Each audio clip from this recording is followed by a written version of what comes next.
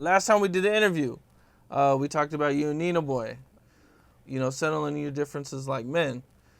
And hopefully this will inspire more people to go ahead and just handle you like a man. Yeah, I don't believe that fighting is like this great remedy for navigating your way through issues. I don't think it's like healthy. However, as an alternative to taking someone's life, I believe it is to be preferred. But I would like to see us as a culture to get to a level where we can get beyond conflicts without physically engaging one another, because the issues typically only can be worked out with understanding and a change of understanding and approach. Fighting does not stop nothing unless you can beat someone into fear and submission to now have a different feeling about it. If you and I are disagreeing about anything and we consider ourselves friendly enough to try to work it out, if we utilize fighting, how does that change my opinion or position or thoughts on the subject that we were disagreeing about? The only way that could change it if I show you you can't fuck with me, so now you better agree with me. That's the only way fighting is effective. Because if we just have a regular fight where nobody wins or lost, I still think the same way about these issues I did before we fought. And I think it speaks to the ignorance that my people have found themselves inflicted with when we look at fighting as this awesome remedy for conflict. When even people that are capable to push buttons on a nuclear war level, successful conflict is ended with negotiation. I think we need to be more concerned with finding a way that is not physical to get beyond our conflicts. Maybe fighting versus shooting is a start, but I just think it's deeper than that, far deeper than that. Because me fighting anybody, especially being grown, I don't know how to fight you with love. It's difficult to fight with love. Even in a sense like you mentioned what me and the homie went through, Nina Boy. There's a whole lot of elements that cause us to be able to fight head up and basically, just think about this. Nina Boy wasn't my homie from my hood.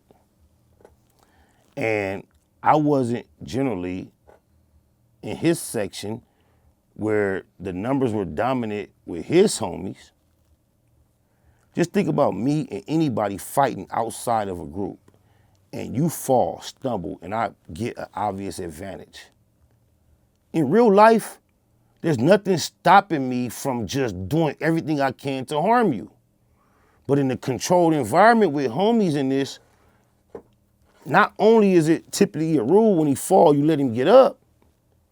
If I'm from 97th Street and I go to the six pack with 397s and it's 50 niggas from the six pack out there, not only is it cool for me to let him get up, it is the safest, smartest, wisest thing for me to do. You can't go over there and do no extras to nobody, homie. Even if it's just certain way you gotta know how to carry yourself, bro. So I don't feel like fighting is a remedy, because when I fight, I fight to survive, demolish. I don't want to leave you no room to feel like you want to do this with me again. I'm not taking anything for granted. That I'm biting, scratching, pulling, kicking, choking, everything. Every shit goes. So I don't understand how we can just routinely think it's cool to fight amongst loved ones. And I understand how it is done. I'm just not that type of nigga. So even with me being Baby S from the set, I done squabbled with a gang of my homies through the years coming up here and there, but almost every fight I ever had with anybody in life, I threw the first punch. Being said, I learned how not to engage with my loved ones if it's not necessary. It's like, cause you hit a switch, cause I don't understand fighting with fairness. Like, that don't even go together to me. Even in the concept of being in a gang is a group. We might get fair ones amongst each other, but if you're not amongst us, there is nobody in the world that deserves a fair one. That's a gang, a group, a collective. It's unfair. Yeah, exactly. We're gonna get in your ass together, even if I could whoop you one-on-one. I've never watched my homeboy fight somebody we didn't both know. Never. It will never happen.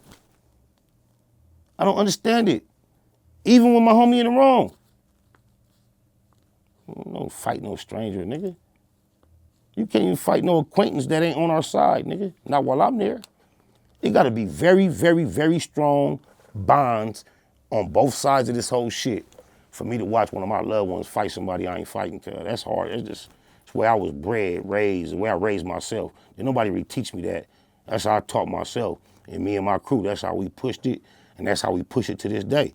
That's why I got lyrics that say, when I'm with Smurf, I might squab if a nigga diss DL. Just think about how backwards that is with politics. I realized in my life, I could be fighting in public if somebody said, fuck DL, which is Denver Lanes.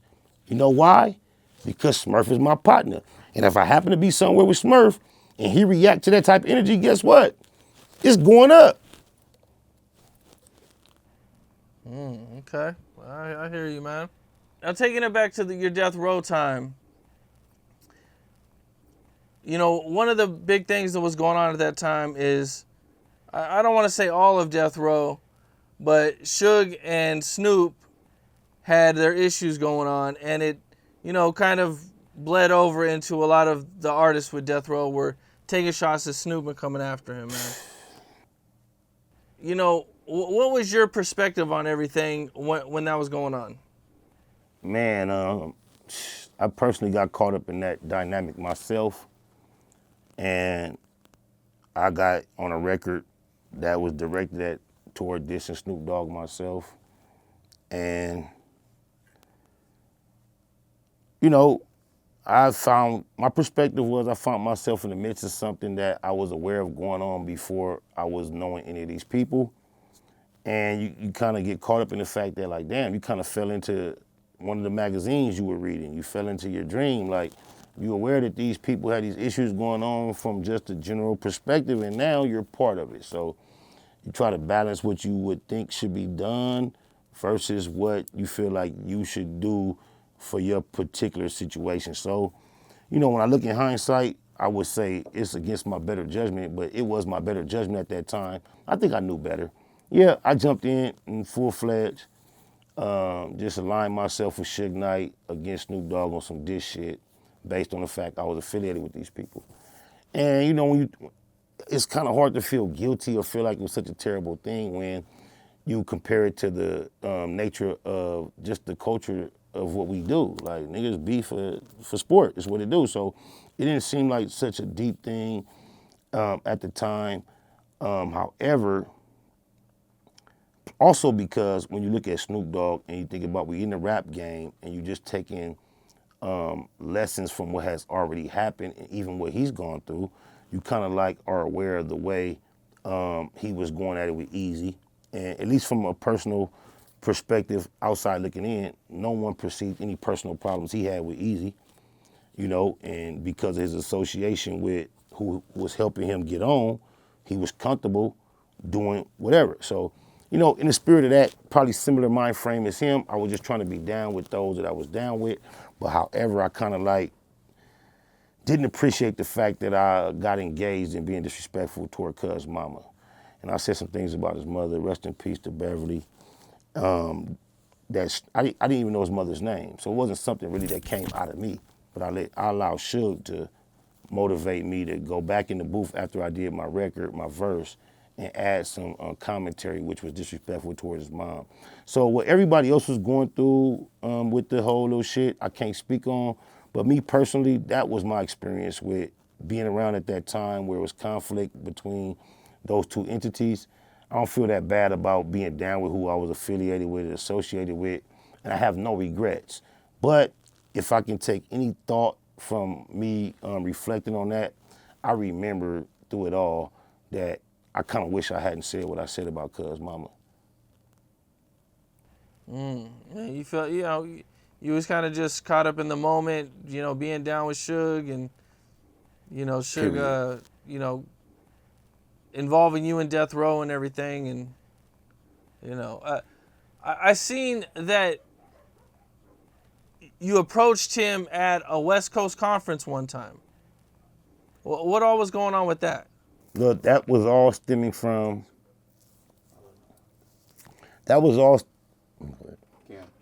Hey, he just Yo. he said they're coming in 10 minutes. The other people, so we have to wrap it up. Okay. You're right. Okay. Well, all right, Spider.